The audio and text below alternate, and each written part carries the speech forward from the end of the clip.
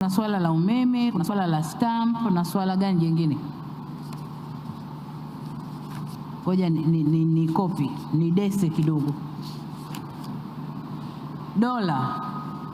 Swala la dola. Sasa swala la dola Makanza amejieleza vizuri pia. Lakini nataka niwape faraja. Pamoja na changamoto tulizonazo, Tanzania we are far better kwenye region. Far better kwenye region. Angalau sisi tunamudu, kama alivyosema waziri, napokwenda nachukua delegation ya wafanya biashara. Pamoja na kwamba wafanya biashara wanajilipia, lakini dola zile zile zinatoka BOT. Lakini tunakwenda wengi. Angalau tumeongeza kiwango cha kutoa kwa siku. Ilipokuwa crisis kali tulikuwa tunatoa dola 500,000 kwa mtu kwa siku. Tukapandisha 1,000,000, tukapandisha 2,000,000. We are far better. Kuna majirani zetu leo hata dola 500,000 kwa mtu kwa siku hakuna, hawana. Kwa hiyo tuko vizuri, na kwenye hili solution tunaweza tukaipata humu ndani.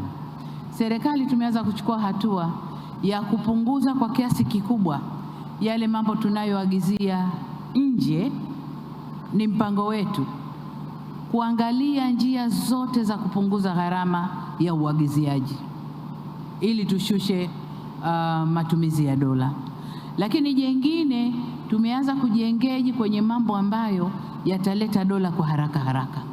Na ndio maana mnasikia tumejiengage sana kwenye sekta ya kilimo, hasa horticulture na kilimo kinacholeta mazao ya haraka. Ili tunavuna, tunauza, dola inaingia haraka.